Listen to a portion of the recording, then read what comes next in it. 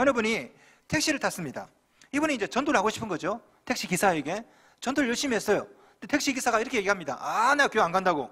내가 옛날에 교회 가봤는데 교회 안에 갔더니 목사, 장로, 집사 다들 사기꾼밖에 없다고. 안 간다고. 이 전도자가요 이렇게 말했대요. 제가 그대로 한번 읽어드리겠습니다. 이분이 썼던 글을. 교회는 목욕탕과 같습니다. 목욕탕에 가면 이제 막 옷을 벗는 사람도 있고 때를 불리는 사람도 있고 때를 벗기는 사람도 있고 때를 벗어서 깨끗해진 사람도 있습니다. 목욕탕처럼 교회도 더러운 때를 벗기는 곳입니다. 기사님이 만나신 분은 이제 막 때를 벗기러 온 사람일 거예요. 그런데 말씀을 계속 듣다 보면 점점 깨끗해질 겁니다. 아주 참 지혜로운 대답이죠. 목욕탕처럼 교회는 때를 벗기는 곳이다. 저는 공감합니다. 어쩌면 우리 모두는 이 시간 때를 벗기고 있는 중인지도 모르겠습니다. 어떤 분은 좀 깨끗하게 사셔가지고 때가 좀 적게 나오는 분도 있습니다. 어떤 분은 몸에서 국수가 나오는 분 있죠. 조금 있다가 울면서 회개하는 분들 잘 보세요. 어떤 분은요 지우개처럼 밀어도 계속 때가 나오는 분 있습니다. 어떤 분은 자기 때는 안 밀고 남의 때를 막 미는 사람이 있죠. 너는 이게 문제야, 너는 저게 문제야. 이런 사람이 꼭 집에 갈 때 수건 가져가요.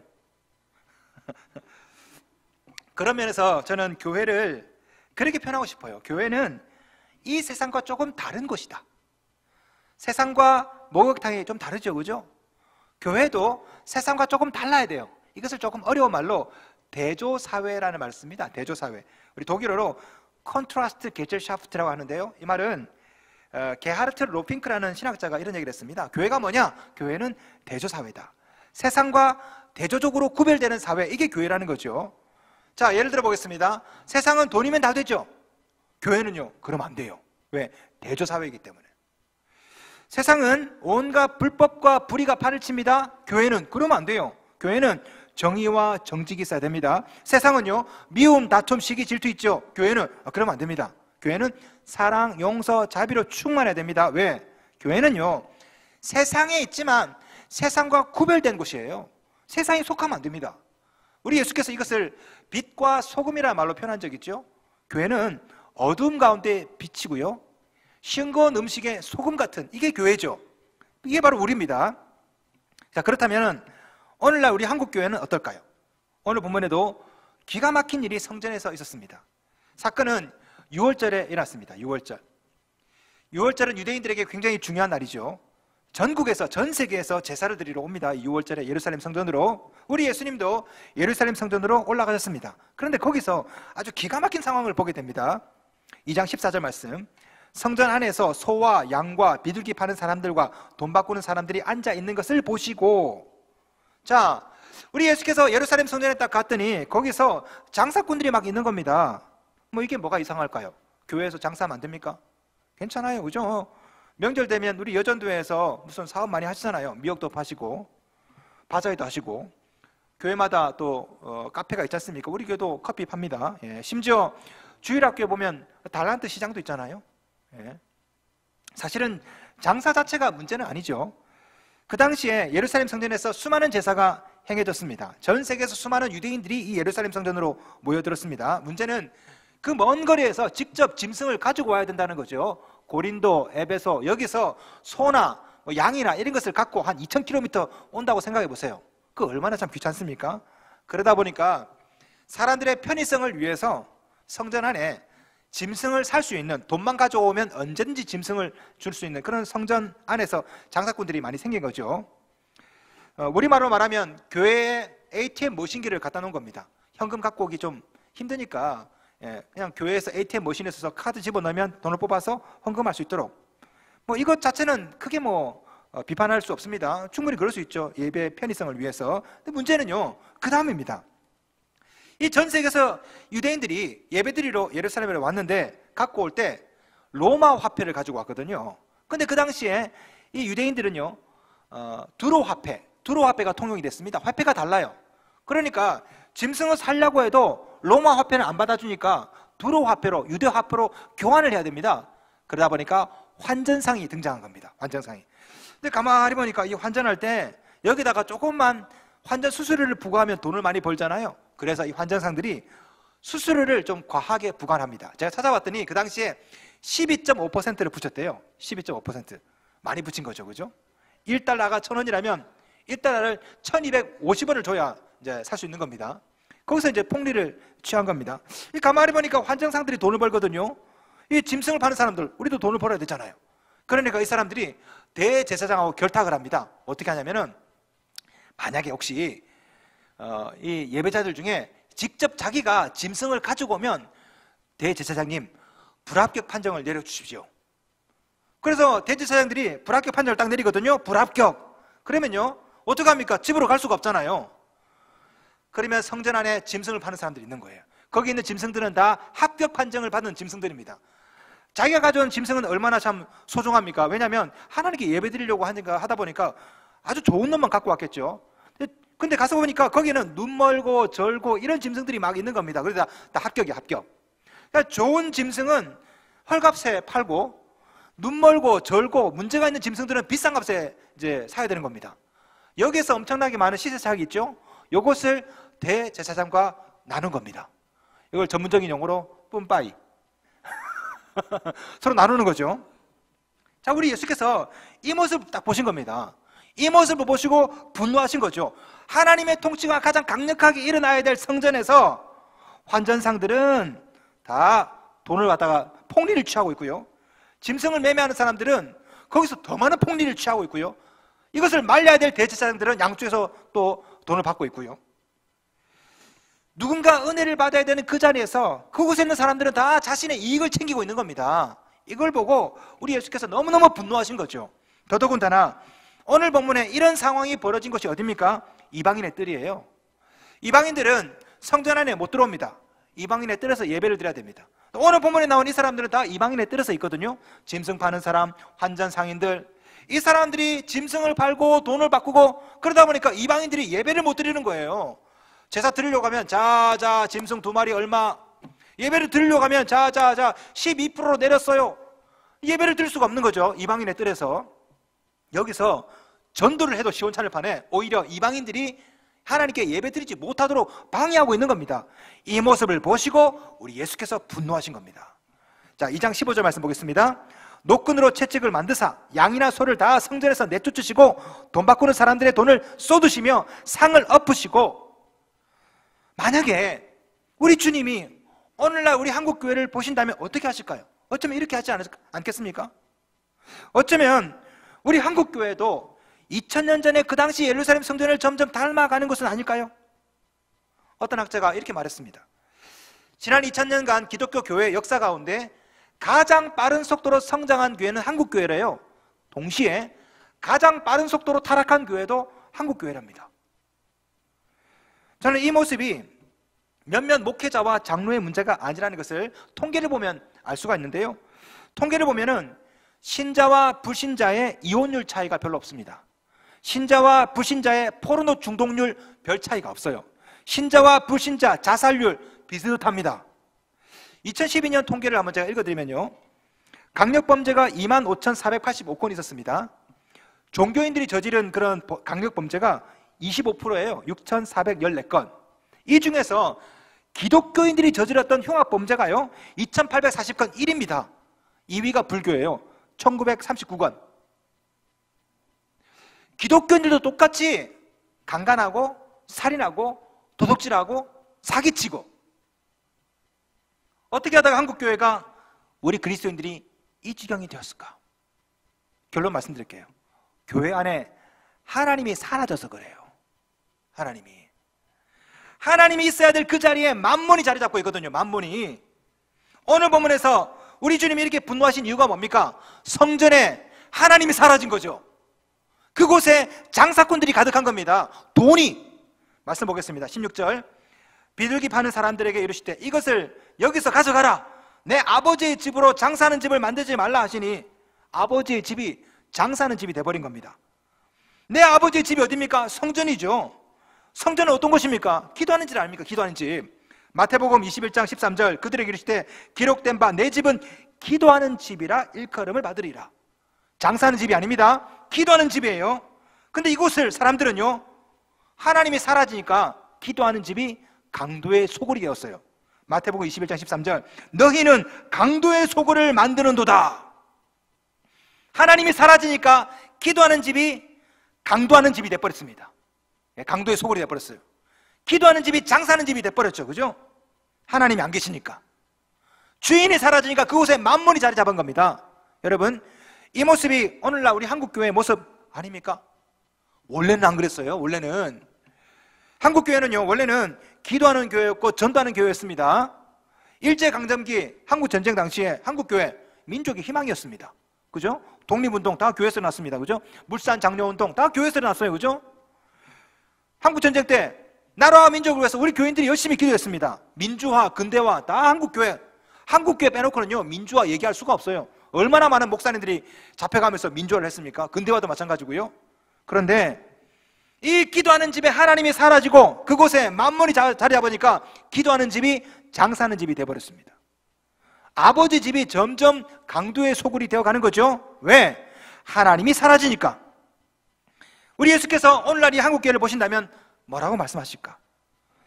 만약에 오늘 이 시간에 우리 예수님이 우리 교회를 방문하신다면 우리 예수님은 또 우리 교회를 향해서 뭐라고 말씀하실까요?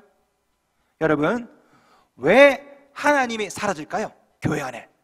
왜 하나님이 사라지고 이것이 강도의 소굴이 됩니까? 제가 두 가지만 말씀드릴게요. 첫째는요, 세속화 때문입니다. 세속화. 성전이 세속화되면 기도하는 집이 강도의 소굴이 됩니다. 세속화가 된다는 말, 다른 말로 말하면요, 저는 사유화라고 말씀드리고 싶어요. 교회가 점점 사유화가 되는 겁니다. 개인적인. 자, 2장 16절 말씀 보겠습니다. 함께 읽겠습니다. 시작. 비둘기 파는 사람들에게 이르시되 이것을 여기서 가져가라. 내 아버지의 집으로 장사하는 집을 만들지 말라 하시니. 돼 있죠. 우리 예수님은 이것을, 성전을 내 아버지의 집이라고 말씀하셨습니다. 내 아버지의 집. 성전이 만약에 내 아버지의 집, 예수님 아버지의 집이 아니라 내 집이 되어버리면 이게 타락이죠. 그러면 강도의 소굴이 되는 겁니다. 대형교회 세습 문제, 많은 분들이 목회자가 어떻게 저럴 수 있냐고 윤리적인 문제라고 얘기하는데요. 여러분, 대형교회 세습은요, 윤리적인 문제가 아닙니다. 교회론에 관한 문제, 교회론에 관한 문제. 교회가 뭔지를 모르는 거죠. 무슨 말입니까? 교회가 내 거라 생각하는 거예요. 내 거. 내 거니까 내가 물려줄 수 있다고 생각하는 거죠. 교회를 사고 파는 겁니다. 교회가 사유화가 된 거예요. 사유화. 개인 거가 돼버렸다고. 인터뷰를 했습니다. 아니, 왜 이렇게 판결을 내렸습니까? 그랬더니 그쪽 교회 교인들이 뭐라 말합니까? 아니, 우리 교회 담임 목사 우리가 결정하는데 당신들이 무슨 참견이냐고. 교회가 뭔지 모르는 거예요. 여러분 잘 기억하십시오. 신성교회 누구 겁니까? 김윤태 거 아닙니다.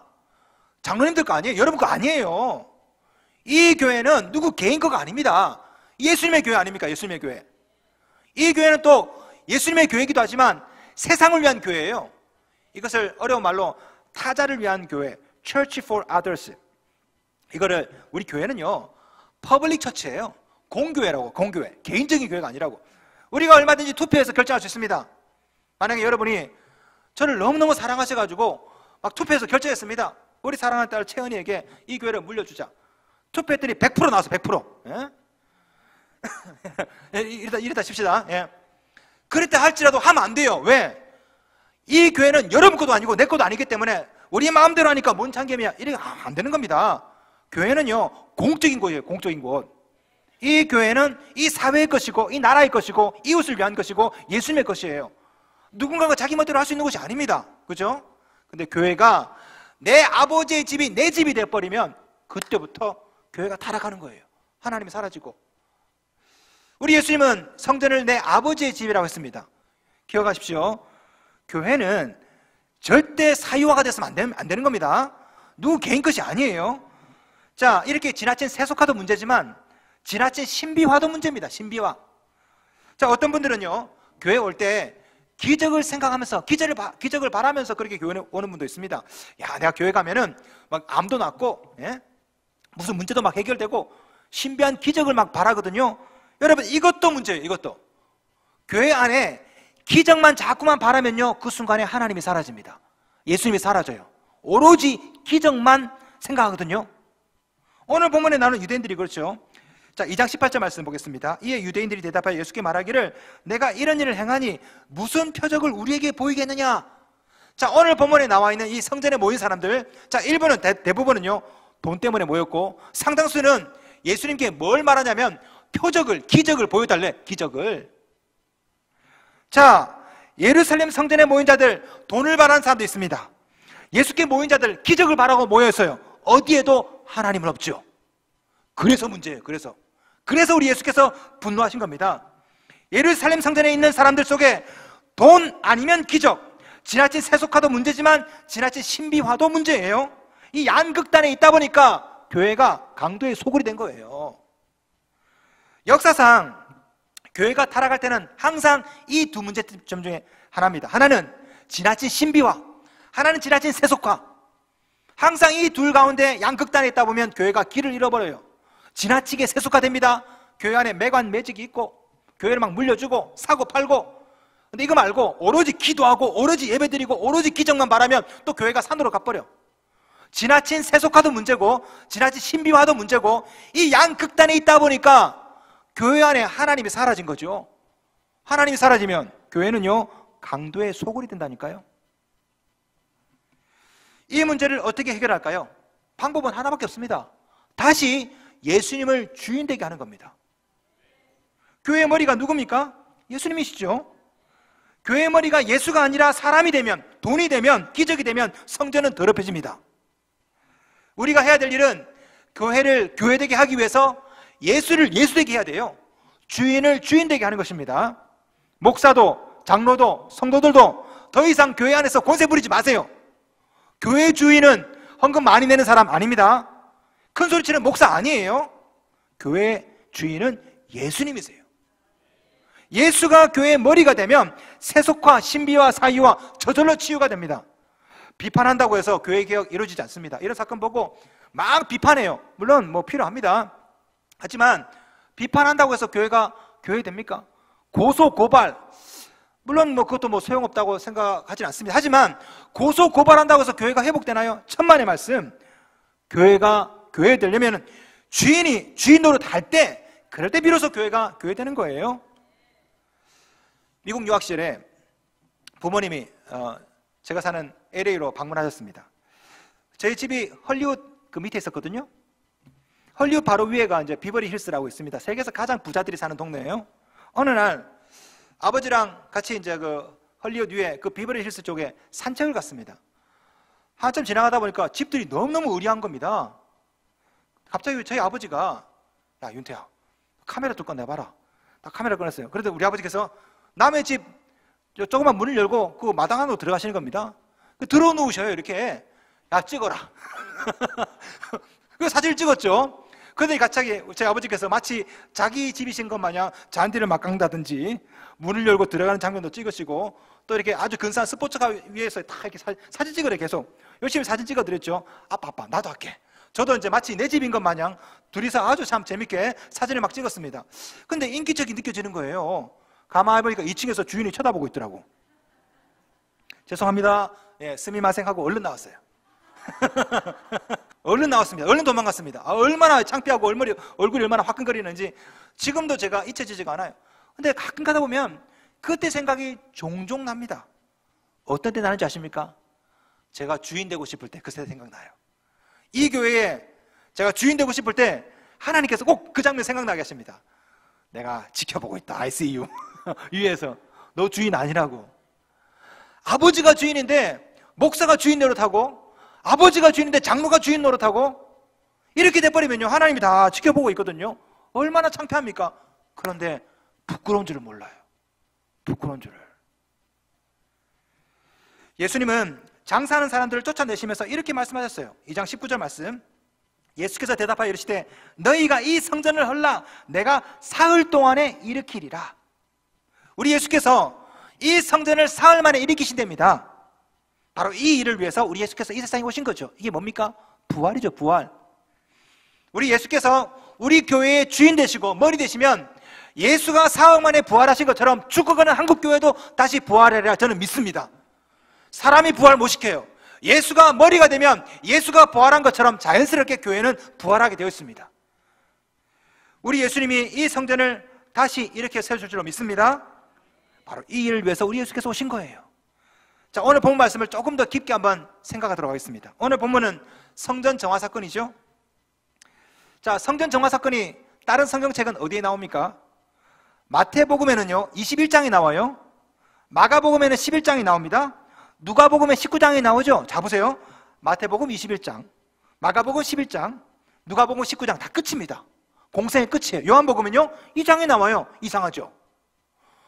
마태, 마가, 누가는 다 끝에 나오는데 요한복음만 앞에 나와요. 왜 그럴까요? 왜?